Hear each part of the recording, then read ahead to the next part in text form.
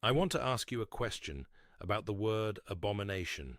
In the entire Torah, in the 5 books of Moses, covering every dimension of the covenant life, the word to'eva, abomination, is used sparingly. It is reserved for the most serious violations of the covenant relationship: idolatry, sexual immorality, the sacrificing of children, the practices of the surrounding nations that the covenant people were explicitly commanded never to adopt. The word to'eva is not used casually. It is the Torah's strongest language of divine revulsion, the declaration that a specific thing is not simply wrong, not simply prohibited, not simply in violation of a rule, but is an abomination to the Lord. Something that the God of the covenant finds deeply, personally, specifically offensive. And I want to tell you today what single financial sin the Torah applies this word to more times than any other. Not theft, not fraud in its dramatic form, not the catastrophic financial crimes that make headlines. A sin so common, so subtle, so deeply embedded in the ordinary financial transactions of daily life, that most people who are committing it have no idea that the Torah calls what they are doing to'eva. The Torah addresses this specific financial sin in 5 separate passages across 3 different books, with the same strong language of divine revulsion in every single one. 5 times. More than any other financial sin in the entire Torah.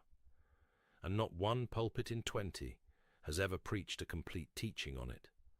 Today, I'm going to name it precisely, show you all 5 passages, give you the theological reason God calls it an abomination, and show you exactly what this sin looks like in your modern financial life. Because I believe that once you see it clearly, you will understand why it blocks financial blessing more comprehensively and more reliably than almost any other financial condition in the covenant legislation. Welcome, I am the Millionaire Priest, and today we are going inside the financial sin the Torah calls to'eva 5 times, the sin of the false weight and the dishonest scale. Let me read the passages in sequence, because the cumulative weight of 5 separate Torah indictments of the same financial sin is unlike anything else in the entire biblical legislation about money. Deuteronomy 25:13 through 16. You shall not have in your bag 2 kinds of weights, a large and a small. You shall not have in your house 2 kinds of measures, a large and a small. A full and fair weight you shall have, a full and fair measure you shall have, so that your days may be long in the land that the Lord your God is giving you. For all wealthiest man in the ancient world, he did not pray for money. He asked for one thing, and wealth followed as the consequence. I am the Millionaire Priest, and I have spent 20 years documenting what Solomon knew. 2 books, the Confession Code, the 7 financial sins no priest will name from the pulpit, and the priest's ledger, the 40-year method for reading wealth before it arrives, one for where you are, one for where you are going. Both available now through the link in the description and the pinned comment below. All who do such things, all who act dishonestly, are an abomination to the Lord your God. To'eva Adonai Elohecha, an abomination to the Lord your God. The language could not be stronger, and the specific financial practice it condemns, having 2 different sets of weights and measures, one for when you are selling, one for when you are buying, is the ancient version of a financial sin that is present in every modern economy and in the financial lives of many sincere believers who have never heard a single sermon about it. Leviticus 19:35 and 36. You shall do no wrong in judgment, in measures of length or weight or quantity. You shall have just balances, just weights, a just ephah, and a just hin.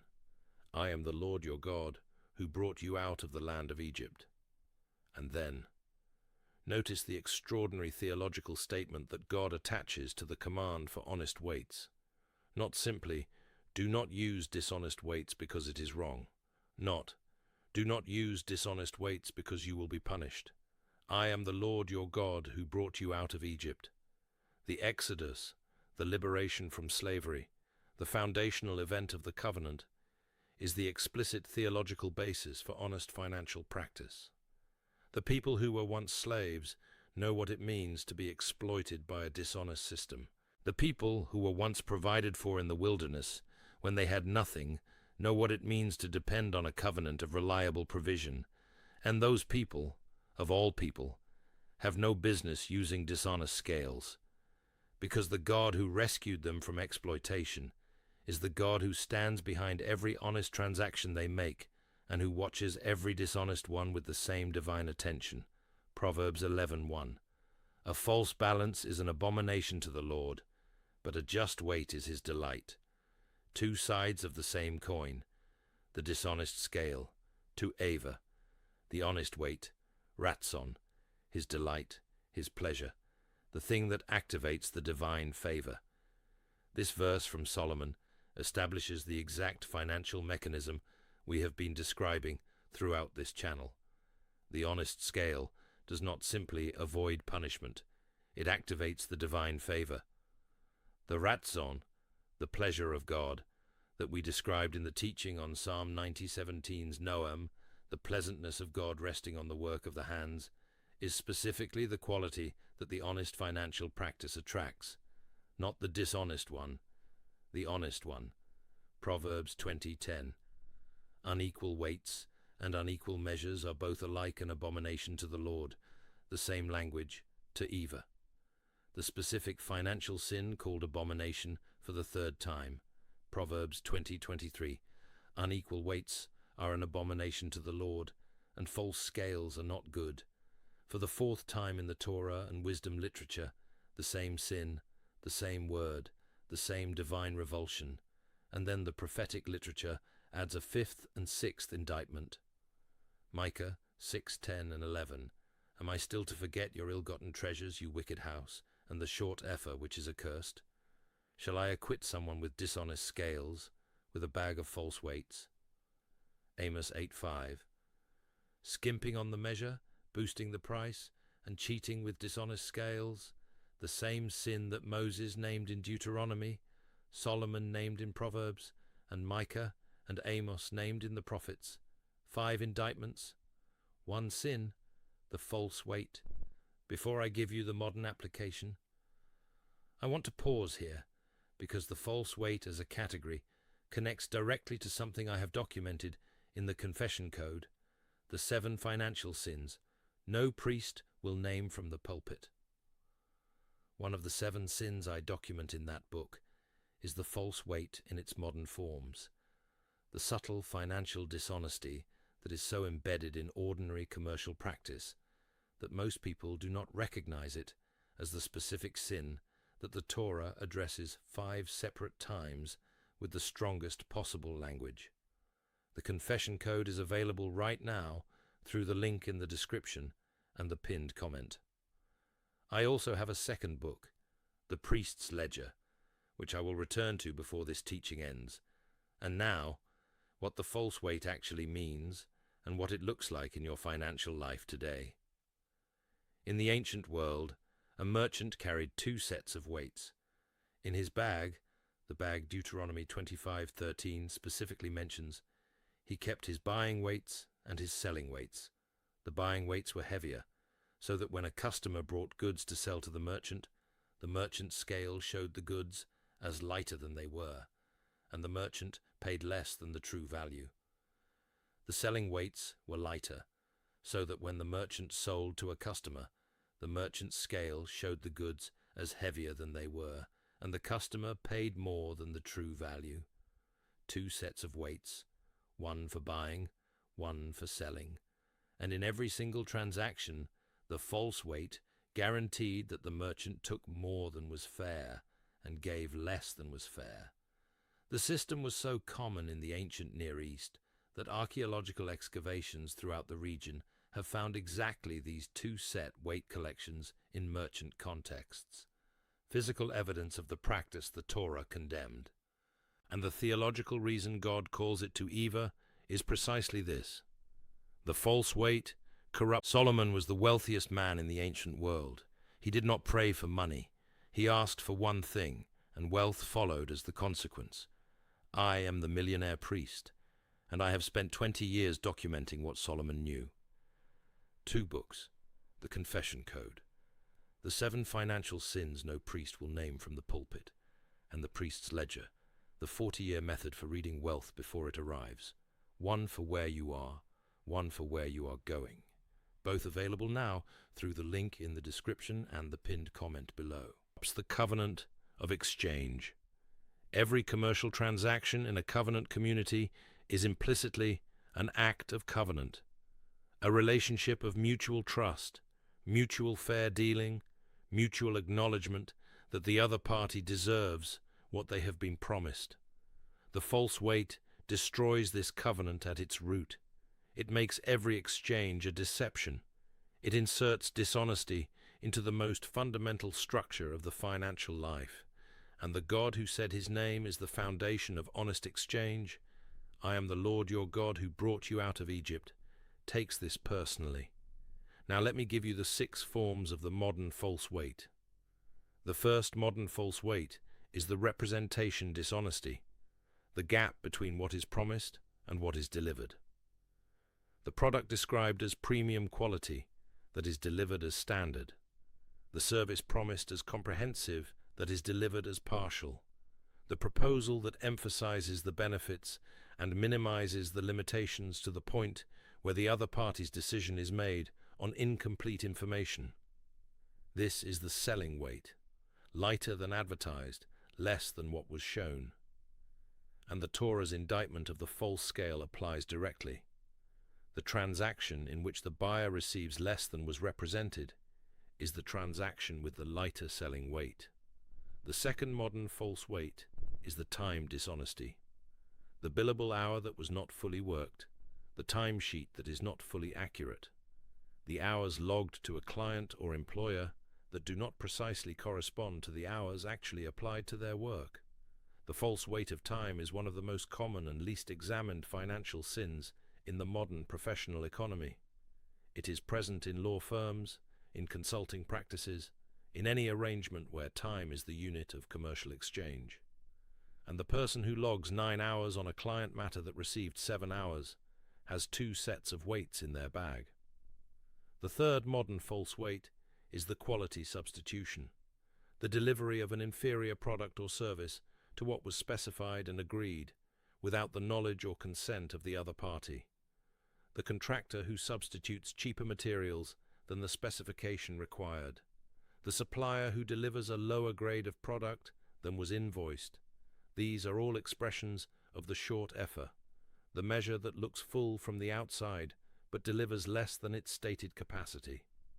The fourth modern false weight is the information asymmetry, the deliberate withholding of material information that would change the other party's financial decision if they had it. The seller who knows about a defect and does not disclose it. The advisor who knows about a conflict of interest and does not reveal it. The partner who knows about a risk and does not share it. The fifth modern false weight is the extraction, taking more from a financial relationship than was agreed or than fair dealing justifies. The employee who takes company time for personal use. The contractor who double bills costs. The partner who draws from shared resources beyond their agreed entitlement.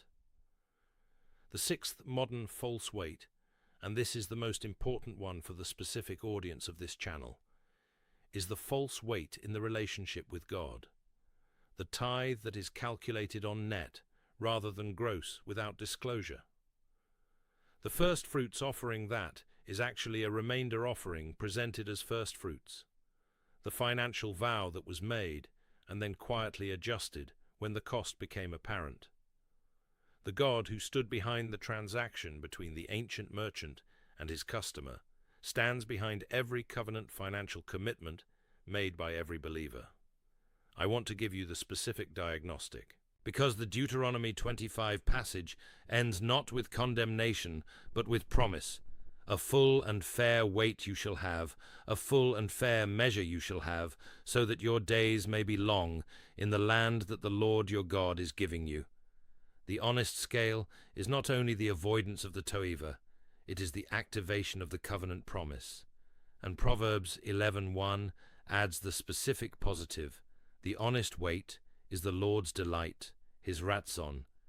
The financial life built on the honest scale is the financial life that the God of the covenant takes specific and active delight in. The diagnostic question for your own financial life is this: are there any transactions, any commercial relationships, any billable hour, any service you are delivering, any representation you are making, any covenant financial commitment you have made, in which the weight you are using for selling is lighter than the weight you would use for buying? Name it.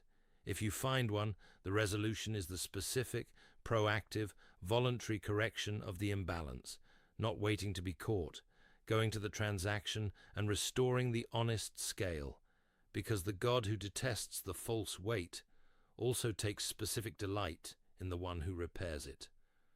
I want to come back now to the priest's ledger, the 40-year method for reading wealth before it arrives, because the honest scale maintained across 40 years of financial life, in every transaction, in every direction, with every party, produces a quality of financial reputation, financial peace, and financial covenant favor that no shortcut can replicate. The priest's ledger develops this long arc financial integrity framework in detail. It is available now through the link in the description and the pinned comment alongside the confession code.